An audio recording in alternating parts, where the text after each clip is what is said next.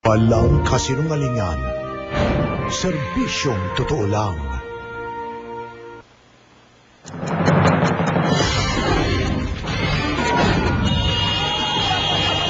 Rescue and retrieval operation sa mga natabunan ng guho sa malakas na lindol sa Haiti.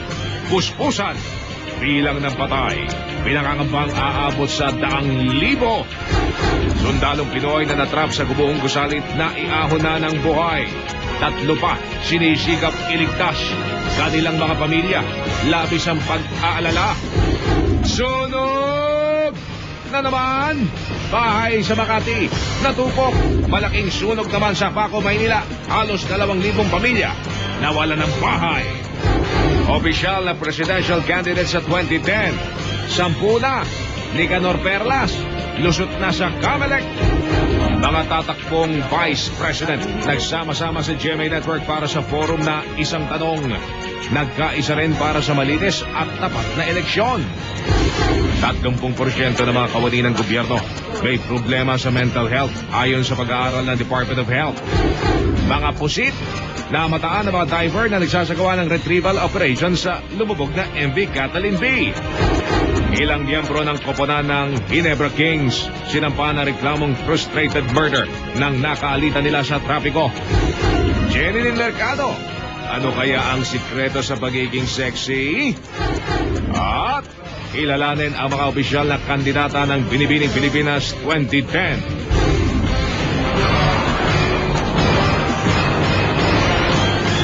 Mula sa GMA Network Center,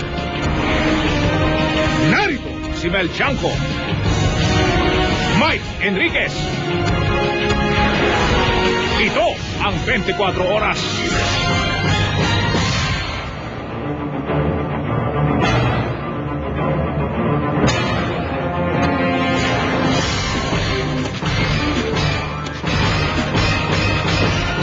Magandang gabi po, pinangangambahang aabot sa 100,000 ang namatay sa malakas na lindol sa bansang Haiti. Sa ngayon, unti-unti nang tumatambad ang pinsala ng lindol. Puspusan na rin ang rescue at retrieval operation. Mga kapuso, ang Haiti ay isang bansa sa Caribbean. Nasa kalurang bahagi ng isla ng Hispaniola, kasamang bansang Dominican Republic sa silangan. Ang kabisera nila ay ang Port-au-Prince na may 2 milyong tao. 15 kilometro lang ang layo nito mula sa epicentro-sentro ng magnitude 7 na lindol nitong Martes, oras doon. Nakatutok si Lay Alvis. Nabalot ng makapal na usok at ulap ang mga bahay sa amateur video na ito, nakuha habang niyayanig ng lindol ang Haiti. Baka sa boses na kumukuha ang matinding kaba. The water's coming to an end! Nang humupa ang lindol, unti-unting tumambad ang pinsala. Magkakahalo na ang mga tulirong nakaligtas, mga sugatan, at mga bangkay na nakahilera sa kalye. Sa lansangan na rin nagpapalipas ng gabi ang libo-libong nawalan ng tirahan. Maging ang palasyo ng presidente hindi nakaligtas. Ayon sa Prime Minister ng Haiti, pinangangambahang aabot sa 100,000 ang namatay. Pero hanggang ngayon, wala pa rin opisyal na casualty count dahil bagsak pa rin ang linya ng komunikasyon at kuryente roon. Patuloy ang search and rescue operations. Sa gumuhong 5 palapag na headquarters ng United Nations Peacekeeping Force, 17 na ang nare-recover na bangkay, kabilang ang pinuno ng misyon na si Hedy Anabi. Mahigit 50 UN peacekeeper naman ang na-recover na sugatan. Daan-daang iba pa ang tumatawid ng border patungong Dominican Republic para magpagamot. Kakaunti na kasi ang resources at bagsak ang health services sa Haiti matapos ang lindol. Matapos ang trahedya, bumuhos ang tulong sa sinasabing pinakamahirap na bansa sa Western Hemisphere. Nangako ng $100 million na emergency aid ng World Bank. $9.3 million naman ang ipinangako ng Australia. Nagpadala na rin ng relief goods at rescue workers ang iba't ibang bansa kabilang ang China, Taiwan, Israel, United Kingdom at Amerika. Ang United Nations nananawagan na rin ng tulong sa iba pang miyembrong bansa. What we need now is food, water, supplies for first aid and shelter. Ang Santo Papa humihiling sa buong mundo na ipagdasal ang mga biktima ng lindol sa Haiti. Lay Alves, nakatutok, 24 Oras. Ang kampo ng militar sa Campo Donel sa Capas, Tarlac ang isa po sa mga lugar na pinagkukunan ng pinakabagong balita tungkol sa lagay ng 3 nating mga kababayan na kasama sa mga naipit sa ilang gumuhong gusali doon po sa Haiti. Nakatutok si Bernadette Reyes live mula sa lalawigan ng Tarlac. Bernadette, ano na ang balita? Mike, mismo ang AFP nagsabing hirap sila makabalita sa mga Pinoy sa Haiti. Yan ay matapos bumagsak ang communication lines doon dahil sa lakas ng pagyanig kahapon. Samantala, umaasa na lamang sila sa satellite communication para makibalita. Malaki ang tulong ngayon ng satellite communication na ito dito sa Camp O'Donnell. Ito ang kanilang linya ng komunikasyon sa mga sundalong Pinoy na nasa Haiti para alamin ang kalagayan nila matapos ang killer quake doon. Dahil sa killer quake, nasira ang communication system sa Haiti. Sa Christopher Hotel, kung nasa ng opisina ng military component ang UN Mission for the Stabilization of Haiti, nag-o-opisina ang 2 Pilipinong opisyal at 23 clerk na kasama sa Philippine contingent.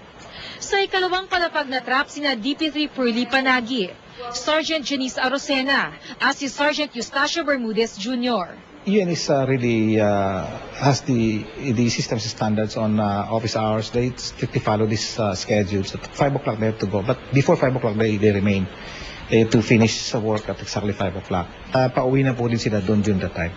Patuloy naman ang rescue operations pero kakailanganin daw ng mga equipment na kayang mag-alis ng mga harang para madaling mailabas ang 3.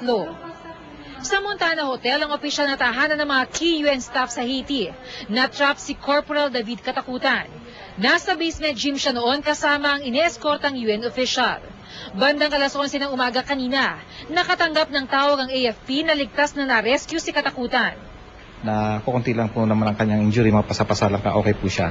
Nakapag-communicate ko sa radyo, ang pagkasabi niya is okay naman daw siya at medyo maluwang daw yung kinalalagyan niya. Bukod sa ilang minor injuries na tinamo ng ilan, natusok naman ang matulis na bagay sa kanyang tagiliran si Sergeant Bonifacio Paer.